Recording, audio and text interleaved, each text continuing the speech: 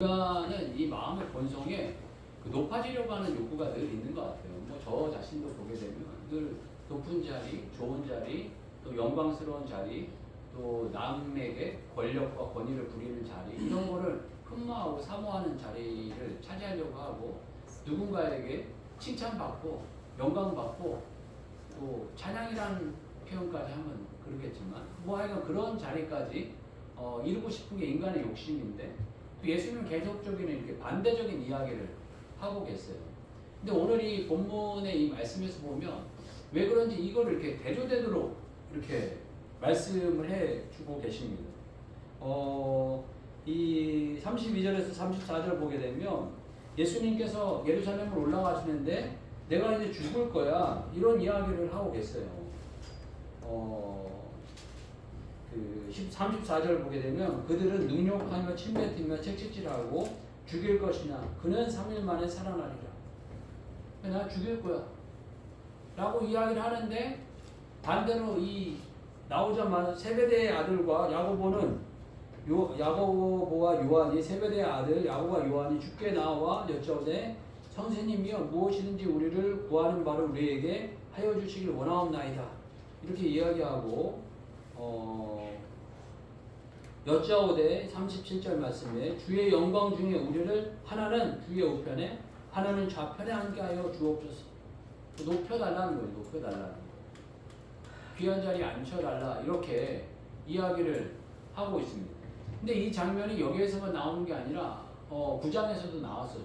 9장에서도 똑같이 내가 이제 고난을 받고 죽을 거야 라고 이야기하는데, 끊임없이 또 누가 높으냐를 막 제자들께서 다퉈가지고 그 다음에 또 낮아지라, 이런 어떤 말씀을 주시는 말씀이 있는데, 그러니까 예수님은 끊임없이 우리들에게 낮아질 것을 이야기하고 좀 겸손해라, 낮아져라, 섬겨라, 이런 표현들을 하고 계시는데, 인간의 마음속에 끊임없이 뭔가 높아지려고 하고 뭔가 높은 일을 취하는 그런 모습이 있다는 거예요.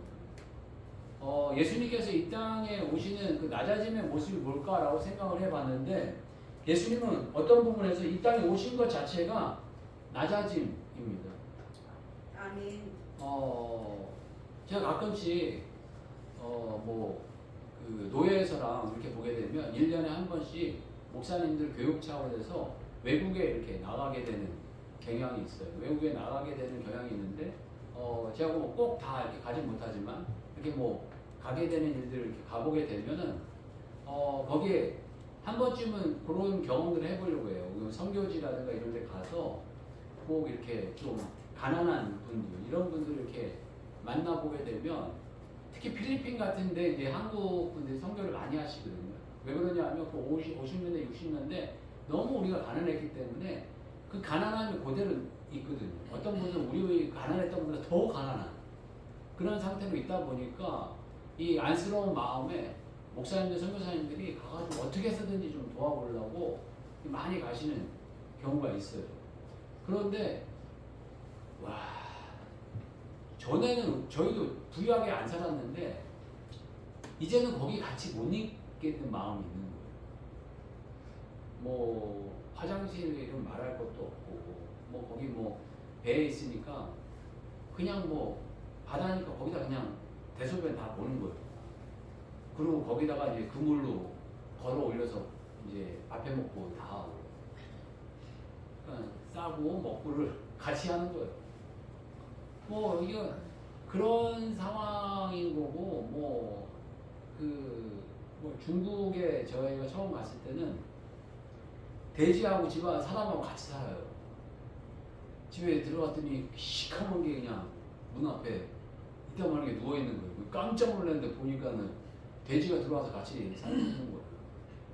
그리고 가운데 뭐 이렇게 불을 피웠는데 가운데 냄비는 보니까 거짓말 좀 못해갖고 한 100년을 쓴 것 같아요. 냄비가 한 번도 안 닦아가지고, 수돗물도 없으니까 거기에다가 이제 뭐 어제 끓인 거 또 끓이고, 뭐 일주일 전에 끓인 거 또 끓여서 먹고, 위에서 끓여서 먹고 끓여서 먹고, 그냥 그렇게 그냥 먹는 것 같아요.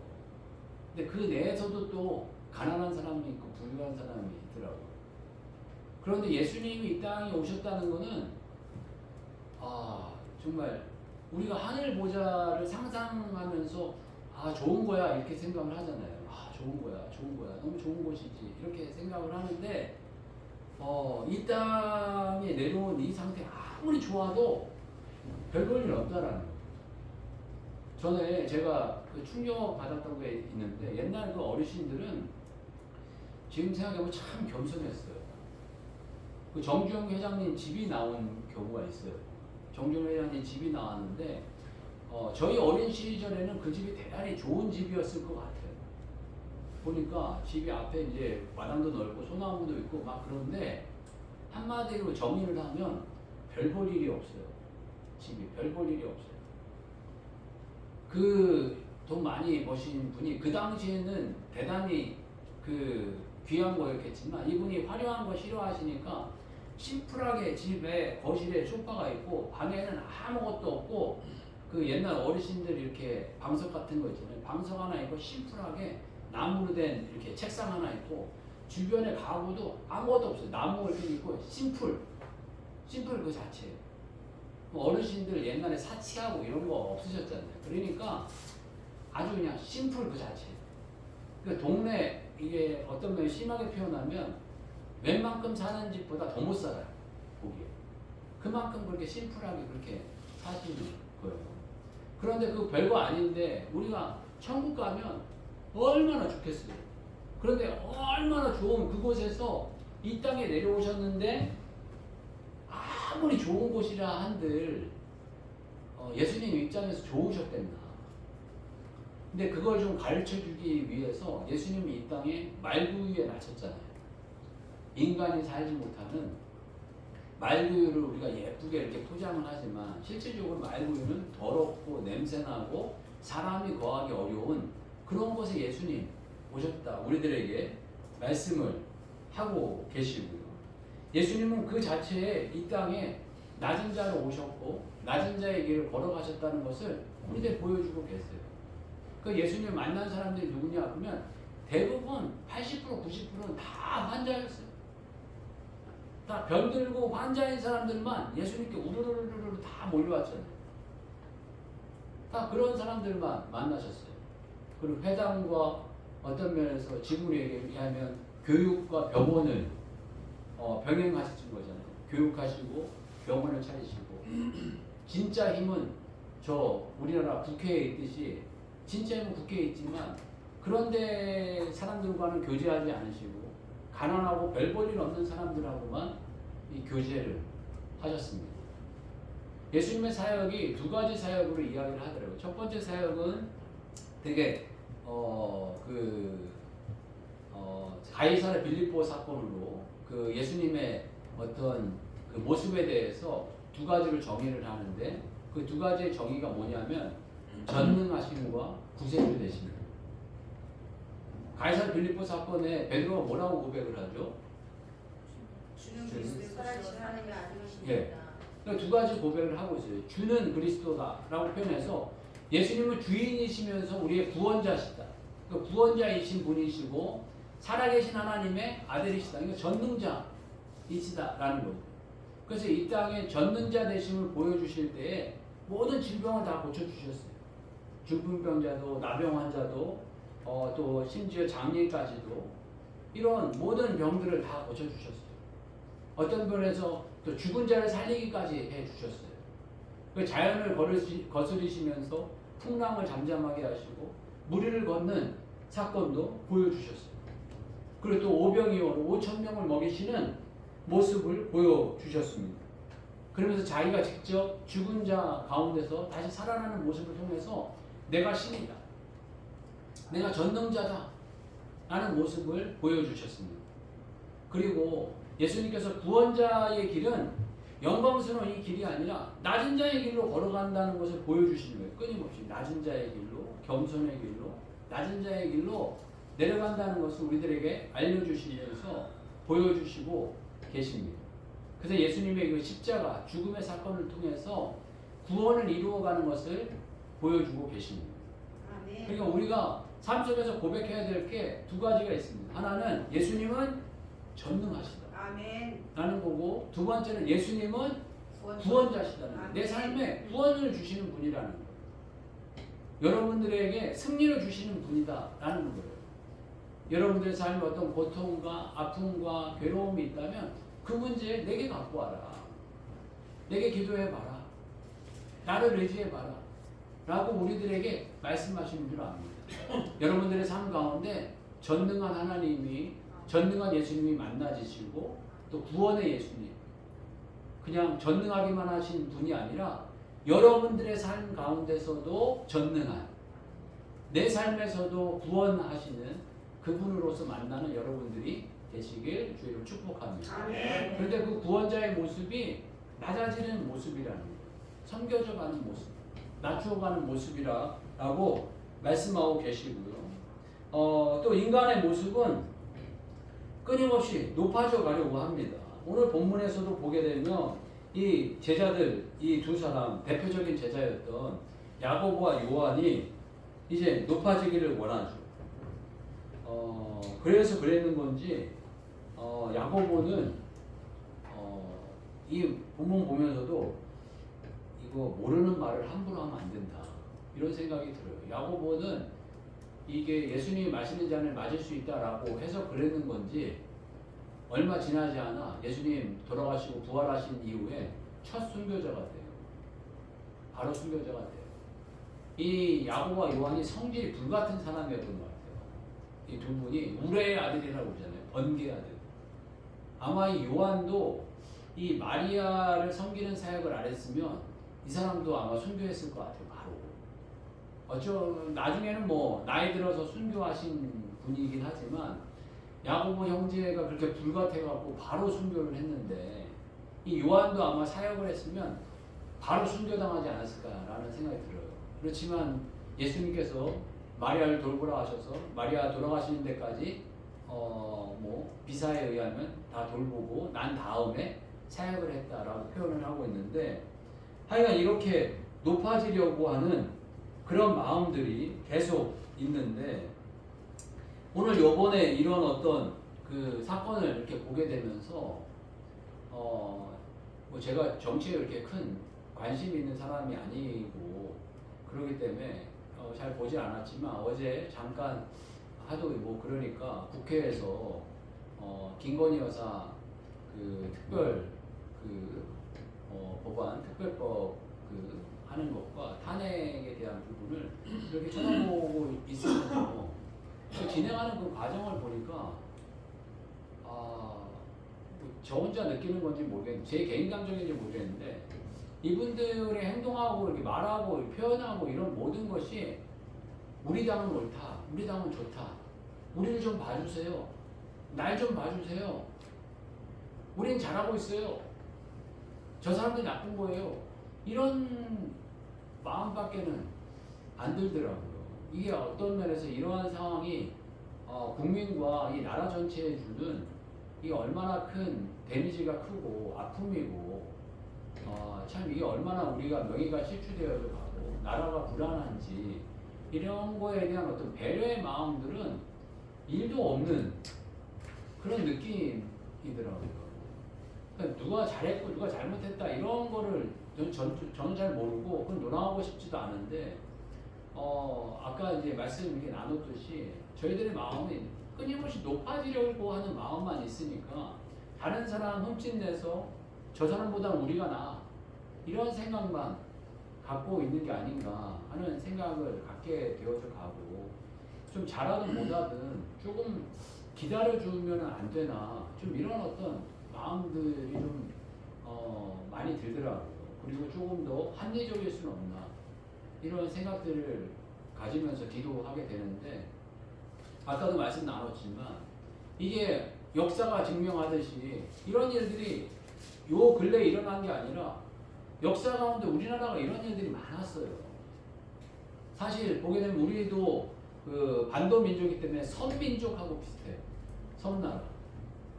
섬나라 이 일본하고 대만하고 이런 어떤 나라들 보면 그 안에 내분의 이 싸움이 대단히 강합니다. 그 외부의 어떤 그 공격이라든가 외부와 이렇게 접촉이 약하기 때문에 내부끼리 자기들끼리 엄청 싸워요.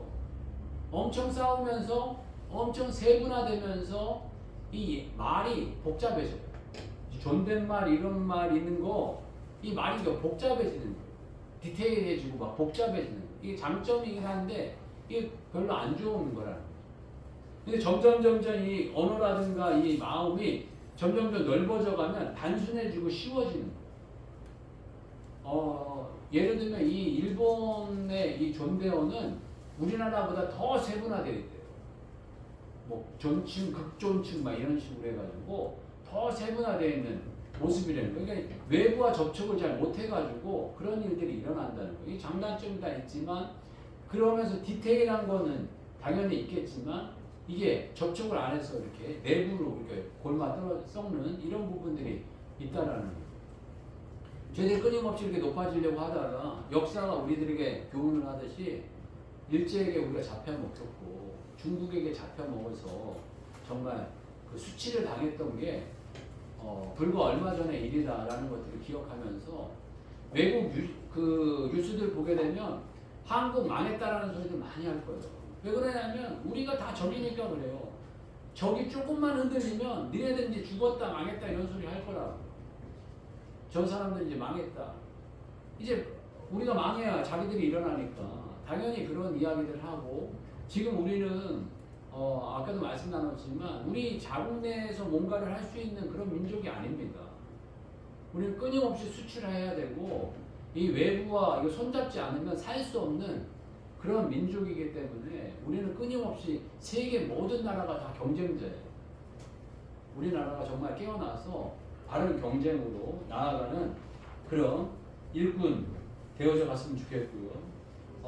그리고 오늘 이 말씀 가운데 또 주님께서 주시는 마음 가운데 하나가 우리가 낮아지는 걸 두려워하는데 무언가 낮아지는 걸 두려워하면 우리가 쓰임 못 받는 거 아닌가 이런 마음을 갖게 되어져 가고 부족하면 뭔가 안 되는 거 아닌가 이런 생각들을 갖게 될 때가 많이 있는 것 같아요. 하나님께 쓰임 받으려면 높아져가지고 강해져가지고 하나님께 쓰임 받아야 된다 이런 생각들을 갖게 되어져 가는데 하나님께서 쓰시려면 전능하신데 왜 못 쓰겠나요?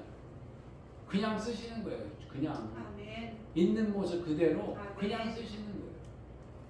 뭘 우리가 잘해야 쓰시는 게 아니고 잘해야 쓰실 것 같으면 12제자를 이렇게 안 모았죠. 그 당시에 똑똑하고 잘나고 성품 좋고 이런 사람들 한둘이었겠어요?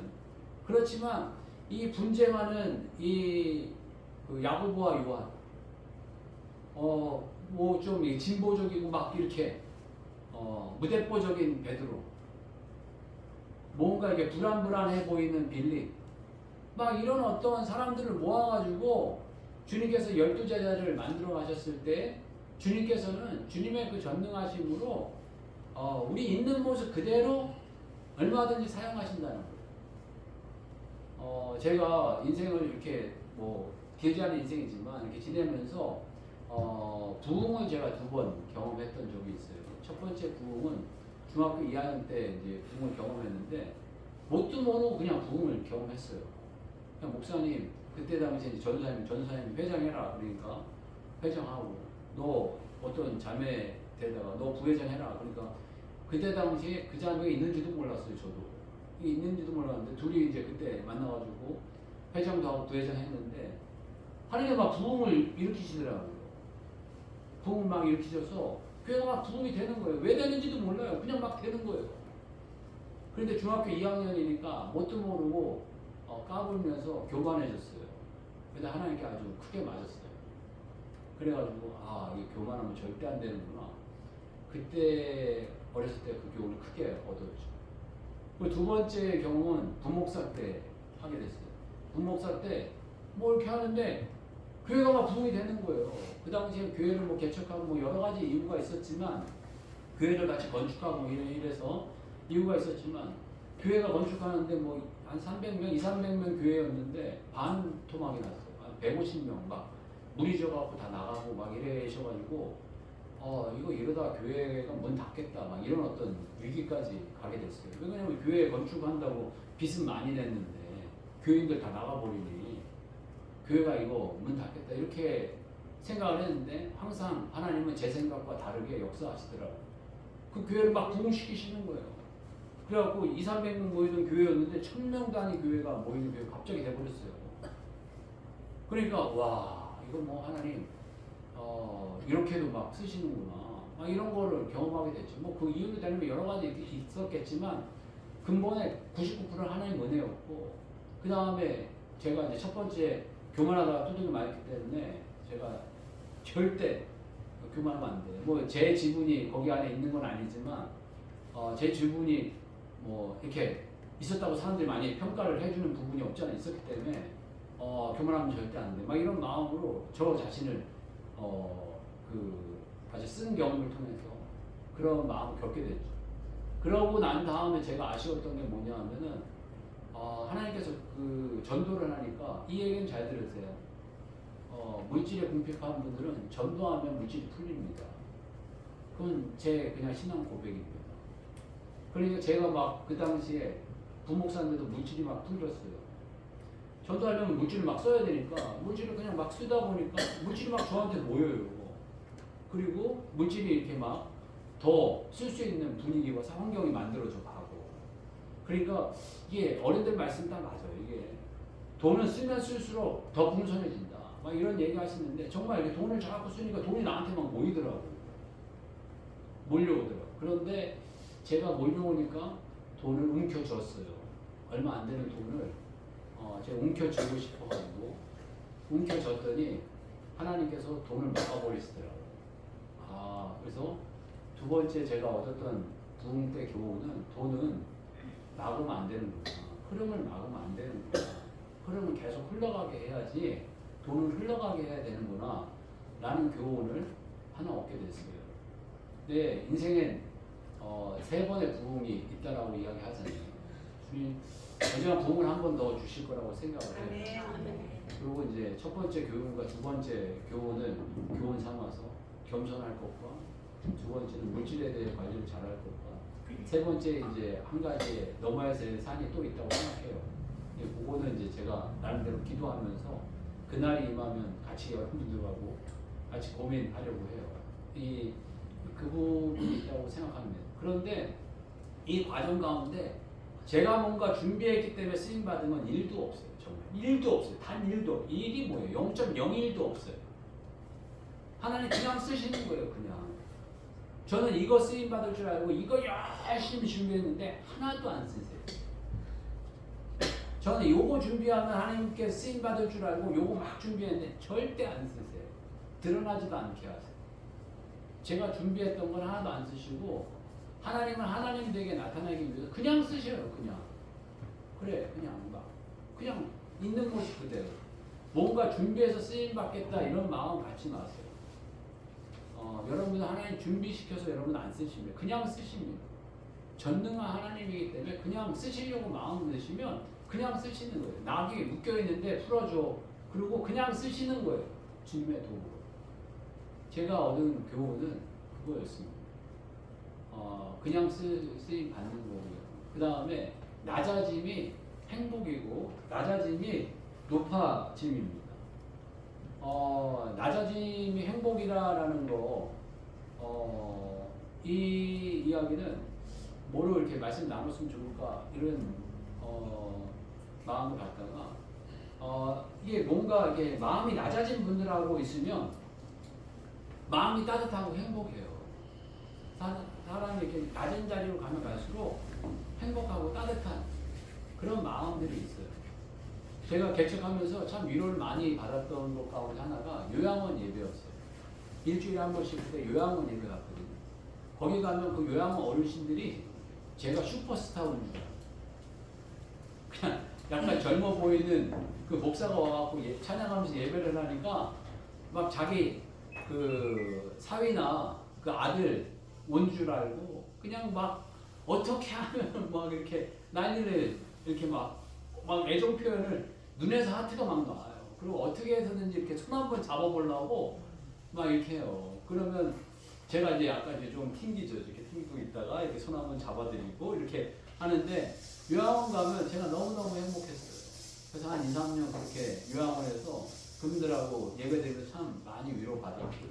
그 이후에 이제 제가 한 달에 한 번씩 이렇게 하다가 여기 와가지고는 이 예배를 못해서 그게 좀 아쉬워요. 제가 한 달에 한 번 정도라도 어디 좋은 요양원 찾아서 예배 좀 같이 드렸으면 좋겠다 이런 마음들이 있어요. 낮은 곳에 가면 행복해요. 그리고 저희가 인도 그 교회를 지었잖아요. 인도 교회를 지은 그 한마루게 목사님하고 몇몇 분들이 그 당시에 그 전전주에 미국을 가시는 일이 좀 있었어요. 미국에 그 노예 때문에 일을 가셨다가 그 몇 주 후에 이제 또 인도를 갔는데 이 갔다 온 목사님 고백이 그거예요. 미국은 스케줄도 넉넉하고 모든 게 여유로운데 너무 힘들었다는 거예요. 가는 것도 힘들고 오는 것도 힘들고 다 힘들었다는 거예요. 근데 환경은 너무 좋더래요. 근데 힘들대요. 근데 인도는 더 힘들어요. 미국은 뭐 15시간, 16시간이면 가잖아요. 여기 인도는 20몇 시간 걸려요. 가는데 10몇 시간, 또 거기에 가가지고 뭐 캘커타나 뭐 거기 가가지고 또 거기 시골 지역에 가는데 또 몇 시간 걸려갖고 20몇 시간 뭐 이렇게 걸려가지고 거기 도착을 해요. 근데 요번에 보니까 제가 9개 교회를 지었는 줄 알았더니 19개를 지었대요. 교회 19개를 지었는데 일주일인가 뭐 만에 그 교회를 다 돌아다니는. 그러니까 아침부터 일어나고 대여섯 교회를 지역마다 계속 돌아다녔다는 거예요. 그러니까 한 교회 저희 이렇게 보여준 거잖아요. 그런 어떤 예배와 이런 어떤 형태를 19번을 하는 거예요. 얘기만 들어도 그냥 끔찍하잖아요. 그런데 너무너무 기쁘고 감사하죠. 너무너무 기쁘고 감사하고 하나도 안 힘들 때. 그분들이 다 천사 왔는 줄 알고 하늘에서 사람들이 내려왔는 줄 알고 하나님이 보내신 사람인 줄 알고 이 사람들이 너무 환영하고 감사하고 기뻐하고 거기서 그 찬양 벌써 이렇게 오면 기뻐서 찬양하고 막 이러잖아요. 그러니까 그 곳만 그럴 뿐만 아니라 모든 교회가 다 그렇게 다 주님이 보내신 분들인 줄 알고 막 그렇게 그 환영하고 감사하면서 이렇게 맞아주고 이러니까 그렇게 19개를 도는데 정말 안 힘들었다 이런 표현을 하시는 이야기를 듣게 되었어요. 낮은 곳으로 가면 하나님께서 주시는 그 기쁨이 있는 거예요. 기쁨. 아멘. 그리고 낮아지면 하나님께서 또 높여주셔요. 아멘. 또 역사가 이야기하듯이 삼국지에 보게 되면 세 가지의 장군이 나온다고 하잖아요. 제일 먼저 나오는 사람이 용장. 이제 용감해야 된다고 생각하는 사람인데 그게 이제 장비를 이야기하고 두 번째가 이제 지장을 이야기하죠. 지혜로워야 된다. 이런 이야기를 하는데 이제 관우를 이야기하죠. 세 번째로 이야기하는 사람이 덕장입니다. 덕장이라는 표현은 아마 낮아진 마음이 있는 사람, 가난한 마음이 있는 사람, 다른 사람을 존중할 줄 아는 사람 이런 어떤 의미가 아닐까 싶습니다. 이거 말씀으로 보게 되면 섬길 줄 아는 사람이라는 표현이 아닌가 싶습니다. 그런데 이 세 사람 가운데 가장 우수하고 가장 앞선 사람은 바로 유비가 되어서 유비가 왕이 되었다는 거죠. 유비는 별 볼 일 없었다는 거예요. 이 세 사람 가운데 싸움 제일 못했어요. 지혜도 없었어요. 그 관우가 당연히 지혜로웠죠. 그 미련하고 어리석은 행동들 할 때가 많았어요. 유비가. 그러니까 본인이 자기의 지혜와 능력으로는 안 된다고 생각해서 제갈공명하고 이런 사람들을 선택해서 삼고초려해서 어떻게 해서든지 모시잖아요. 그러니까 무릎 꿇고 모시는데 장비는 옆에서 화를 내면서 형 그만해! 뭐 이 사람을 이렇게 모셔! 막 이렇게 했는데 유비는 그걸 깨트려 본 거예요. 안 된다. 모셔야 된다. 라고 해서 그 낮춰서 이 제갈공명하고 이런 그 지혜자들을 모아가지고 이 나라들을 세워가는 일들을 행하게 됩니다. 섬긴다는 거, 낮아진다는 거 우리 본성이 아니에요. 그게 너무너무 어렵고 힘든 일인 것 같습니다. 그러나 예수님 닮아가는 길이고 주님이 원하시는 길이고 그 길을 알지 못하지만 그 길 속에 우리가 알지 못하는 기쁨이 있고 또 그 길 속에 우리가 알지 못하는 높여주심이 있다는 것을 저희들이 믿으면서 그 길을 걸어가고 예수님 닮아가는 주의 종된 삶이 되시기를 주의 이름 축복합니다. 다시 한번 기도하겠습니다. 기도할 때 예수님 섬김의 길, 낮아짐의 길을 걸어가셨는데 저희들 본성을 깨고 이 낮아짐의 길을 걷게 해달라고 다시 한번 기도하겠습니다. 주여 한번 외치고 같이 기도하겠습니다. 주여. 하나님